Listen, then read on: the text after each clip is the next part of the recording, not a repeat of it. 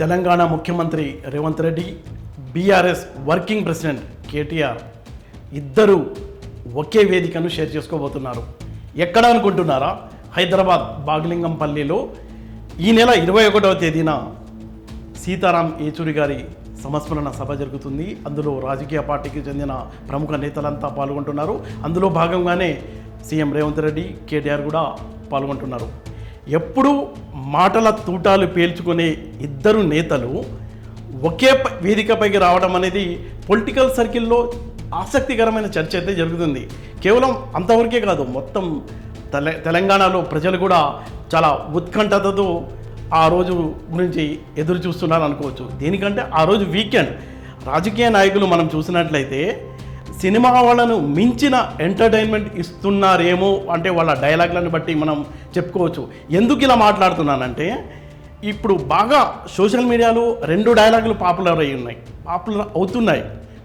Twitter పిట్ట, చిట్టి నాయుడు, ఈ 2 చాలా ఫోర్స్గా పబ్లిసిటీ అవుతున్నాయి. ఎందుకంటే సోమవారం రోజు రాజీవ్ గాంధీ విగ్రహ ఆవిష్కరణలో సీఎం రేవంత్ రెడ్డి మాట్లాడుతూ ట్విట్టర్ పిట్ట అంటూ కేటీఆర్ని సంబోధిస్తూ, రాజీవ్ గాంధీ అప్పట్లో కంప్యూటర్ను ఇండియాకు పరిచయం చేయకపోతే నువ్వు ఎక్కడ ఉండేవాడివి, గుంటూరులో ఇడ్లీ దోశ వడ అమ్ముకుంటూ బతికేవాడివి, ఈ ఐటీ మినిస్టర్ అయ్యేవాడివా అంటూ ఘాటుగా కామెంట్స్ చేశారు.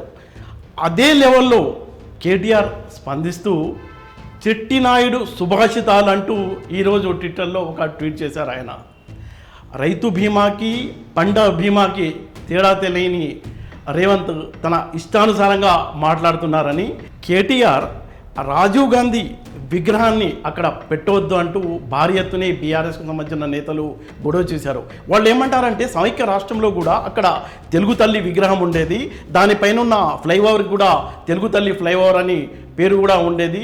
అలాంటి ప్లేస్లో రాజీవ్ గాంధీ విగ్రహం ఎలా పెడతారని వాళ్ళు ఘాటుగానే పోరాడుతూ వచ్చారు. అయినప్పటికీ అక్కడ విగ్రహాన్ని మన ముఖ్యమంత్రి రేవంత్ రెడ్డి ఆవిష్కరించారు.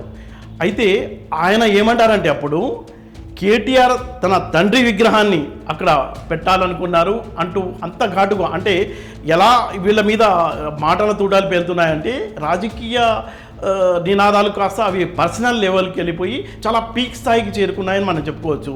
అంటే మాజీ ముఖ్యమంత్రి కేసీఆర్ విగ్రహం పెట్టాలనుకుని కేటీఆర్ అనుకున్నారు అని. దానిపై స్పందిస్తూ కేటీఆర్ ఏమంటారంటే, అసలు తెలంగాణ ఆత్మగౌరవం అంటే ఢిల్లీ పెద్దల వద్ద తాకట్టు పెట్టిన వాళ్ళకి, ఢిల్లీకి దాసోహం అనే వాళ్ళకి తెలంగాణ ఆత్మగౌరవం గురించి మాట్లాడటం అనవసరం అంటూ ఆయన మరో ట్వీట్ చేశారు. దానికి సీఎం రేవంత్ రెడ్డి స్పందిస్తూ ఏమన్నారంటే, నువ్వు ఢిల్లీ దగ్గర ఆత్మగౌరవం గురించి మాట్లాడుతున్నావా?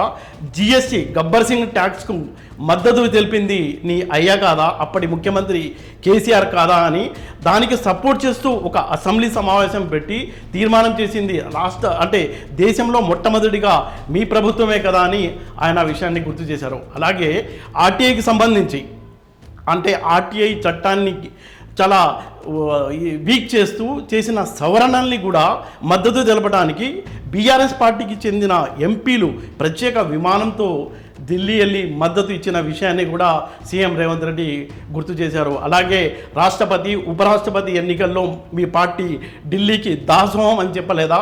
ఆర్టికల్ 375 అలాగే త్రిబుల్ తలాక్కు మీరంతా మోడీ మాకు ఏం చేయాల్సిన అవసరం లేదు, మీ ప్రేమ మీ ఆశీస్సులు ఉంటే చాలు అని దాసోహం చేసింది మీరా నేనా అంటూ రేవంత్ రెడ్డి ఘాటుగానే, అంటే వీళ్ళ మధ్య మాటల తూటాలు ఎలా నడుస్తున్నాయని దానికి మనం వీటిని ఎగ్జాంపుల్స్గా చెప్పుకోవచ్చు. 10 ఏళ్ల పాటు ఇప్పుడు తెలుగు తల్లి గురించి, అదే తెలంగాణ తల్లి గురించి మాట్లాడుతున్న కేటీఆర్కు 10 ఏళ్ల పాటు అధికారంలో ఉంటే పెట్టాలన్న ఆలోచన లేదు. మేము రేపు డిసెంబర్ 9వ తేదీన సచివాలయం లోపల తెలంగాణ తల్లి విగ్రహాన్ని మేము ఆవిష్కరిస్తామని చెప్తున్నారు. అంటే ఏ చిన్న అవకాశం దొరికినా 2 పార్టీల నేతలు రాజకీయ లబ్ధి పొందడానికి రాజీ లేకుండా పోరాడుతున్నారని మనం చెప్పవచ్చు. మనం ఇటీవల విషయాలు కనుక మనం చూసుకున్నట్లయితే, కౌశిక్ రెడ్డి గాంధీ మధ్య గొడవ కనుక చూసినట్లయితే, లోకల్ నాన్ లోకల్ అంటూ ప్రాంతీయ విభేదాలని మళ్ళీ రెచ్చగొట్టడానికి ట్రై చేసినప్పటికీ అది బీఆర్ఎస్కు పరాభవంగానే కొరివితో తలగూక్కున్నట్టే అయిందని చెప్పుకోవచ్చు. ఎందుకు ఇలా చెప్తున్నానంటే, మనం చూసాం అసెంబ్లీ ఎన్నికల్లో కానీ పార్లమెంట్ ఎన్నికల్లో కానీ తెలంగాణలో రూరల్ ప్రాంతంలో మొత్తంలో బీఆర్ఎస్ పార్టీ వాషౌట్ అయిపోయింది. కొంత మిగిలింది అంటే హైదరాబాద్, గ్రేటర్ హైదరాబాద్లో ఆ పార్టీ పరువు కాపాడుకోగలిగింది. ఇప్పుడు కౌశిక్ రెడ్డి చేసిన వ్యాఖ్యలు నాన్ లోకల్ అన్న వ్యాఖ్యలతో రేపు త్వరలో జరగబోయే అంటే ఒక ఏడాదిన్నరలో జరగబోయే జిహెచ్ఎంసీ ఎన్నికల్లో దీని ప్రభావం ఉంటుందని ఇప్పుడు బీఆర్ఎస్ నేతలు బాధపడుతున్నారట. అయితే ఇలాంటి హీట్ వాతావరణం ఉన్న నేపథ్యంలో ఇద్దరు నేతలు రేపు సాటర్డే రోజు కలవబోతున్నారు. అంటే అక్కడ ఎలాంటి స్టేట్మెంట్లు ఇస్తారు, ఆ ప్రోగ్రామ్ అయిన తర్వాత బయటకు వచ్చేటప్పుడు మీడియాతో మాట్లాడుతూ ఎలాంటి కామెంట్స్ చేస్తారన్న ఆసక్తి అయితే తెలంగాణ ప్రజల్లో నెలకొందని మనం చెప్పుకోవచ్చు.